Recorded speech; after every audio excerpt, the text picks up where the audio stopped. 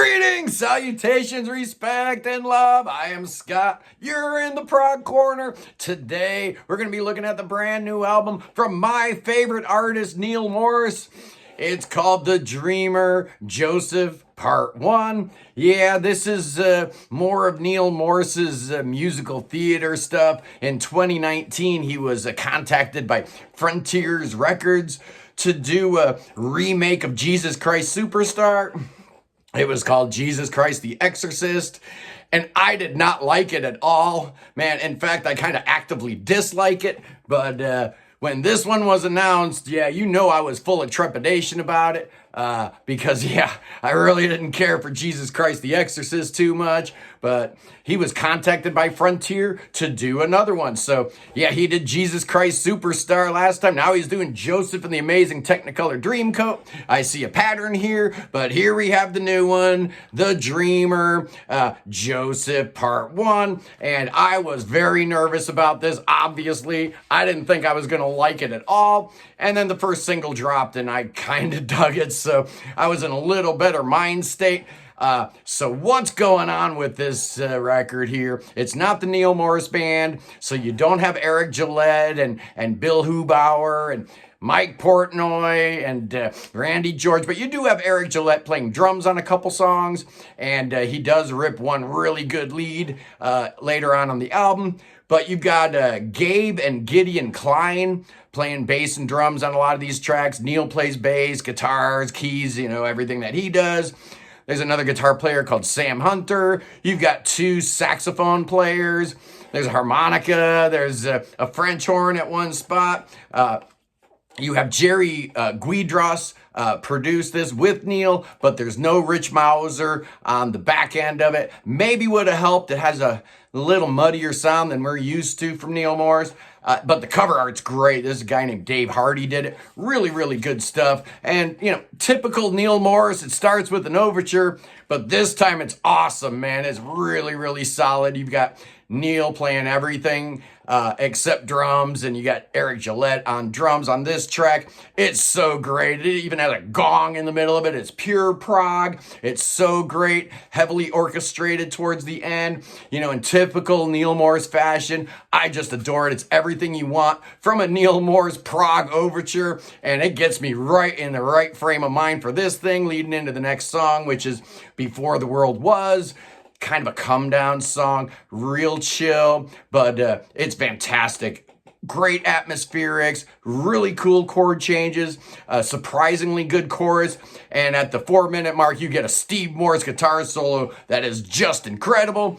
And what we see here, the title of these songs is always going to be the big chorus, the big hook, so you kind of know what it's going to sound like already. Next song is A Million Miles Away, and it starts with the typical Neal Morse acoustic guitar, that nylon string, Latin jazz thing that he's done this flavor for a long time, man. He's done it a bunch of times.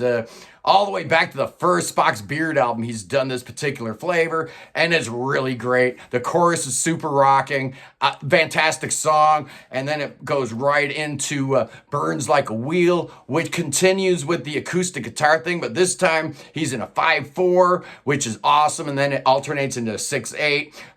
This is the first time you hear other voices besides Neal, and it's Ted Leonard's voice you hear first. Oddly enough, he's kind of not a whole lot on this album. I kind of wanted more Ted Leonard. My biggest problem with Jesus Christ the Exorcist was there were just too many voices.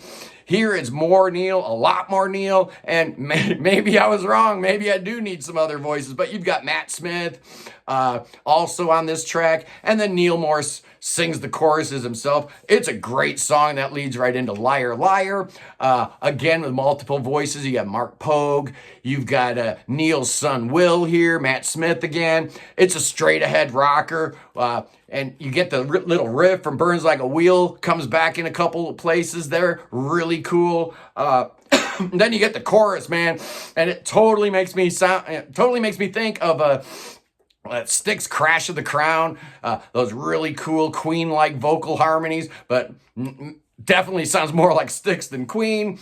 Next up is The Pit, and this is kind of a cool song. The brothers are now plotting Joseph's demise, and you got Will Morse, Matt Smith, Ted Leonard talking about what they're gonna kill him, or are they gonna sell him into slavery, whatever. Kind of a cool track. You've got a really cool Beatles-like sound with the keys and the guitar here, and a really good guitar solo from Neal on this track. Next up is the first single, Like a Wall. It makes me think of Bryan Adams for some reason. I don't know, but at the end of the track, there's a good playful instrumental section that's really fun. Good song. I like it.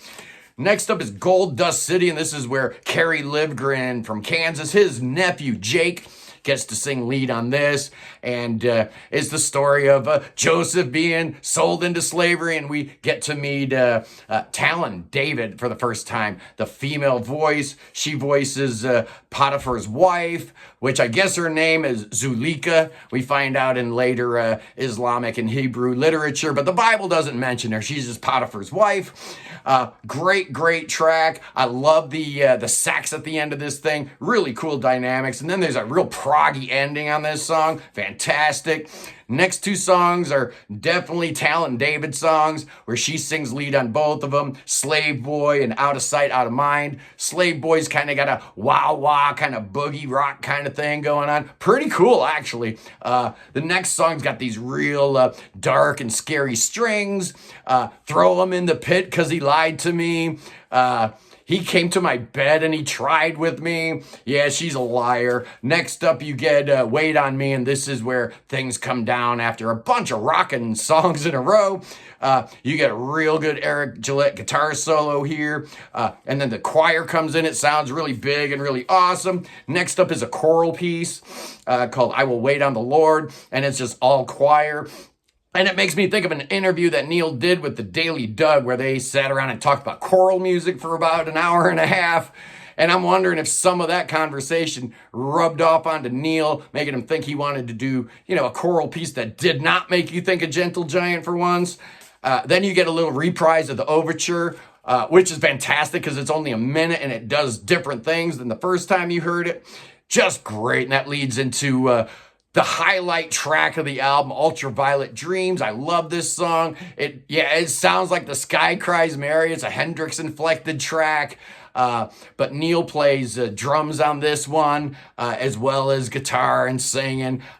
It's a real uncluttered blues track, and this is a trick Neal's definitely learned. Solo Gratia was kind of the first instance where Neal understood you could bring the music down a little bit, and you don't have to put things everywhere in every corner. Just fantastic, and Neal rips a great solo on this one. Next up is Heaven in Charge of Hell. Fun song. You got the gang vocals on the chorus. Everybody's singing along. The prison guards are talking about what a great guy Joseph is. It's really cool. You got a real heavy string section, the synth strings. And then at the end, you've got this saxophone that comes in again. It's fantastic. The album ends with a song called Why Have You Forsaken Me? And I'm not crazy about this one. After the last couple tracks that were so good, Ultraviolet Dreams and Heaven in Charge of Hell, I was expecting, to go to the finish line with some flurry and some kind of passion here, but it's just kind of a bummer. Starts with some plunking piano chords and Neal's voice. Interesting thing about this album is there's hardly any piano in it at all, and that's kind of Neal's chosen instrument, but it's all right. And then it finishes with a little flourish that definitely reminds me of the Whirlwind. And then you've got a piano and a French horn, ends it on kind of a nice upbeat note. There's going to be a part two because, Joseph is still in prison.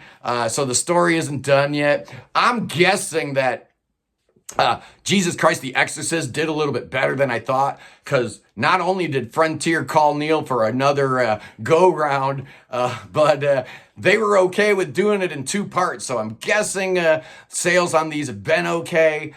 This one is way, way better than Jesus Christ the Exorcist, though. All the things I despised about that record have kind of been fixed on this one. There's more prog, there's better songs, there's more Neal singing, it's more compact, more concise. Jesus Christ the Exorcist was like 110 minutes long. It was a slog slog to get through.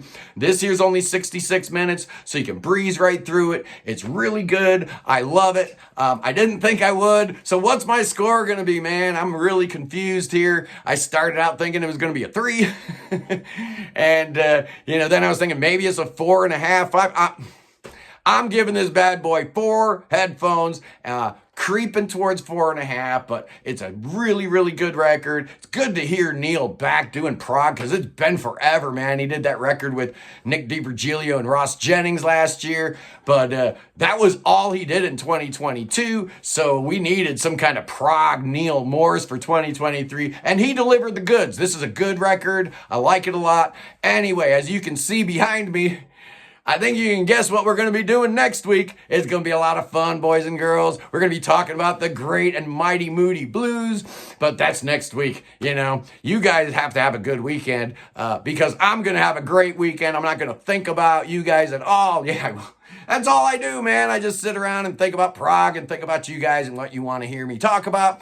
But, this is going to be a thing going forward where I'm just going to do the freak out at the end because I have to be all buttoned down and normal in the rest of my life. And then I get to do these videos and talk to you guys, and I get to do whatever I want to do. And I can go crazy if I want to. I can talk about anything I want to. I'm only going to do what you guys want me to do. I love you. Peace in the Middle East. Free Tibet. And yes, indeed, boys and girls, save that king. Save him, boys and girls. Man, I get all red in the face when I do that. That's ridiculous. Peace. I'll see you.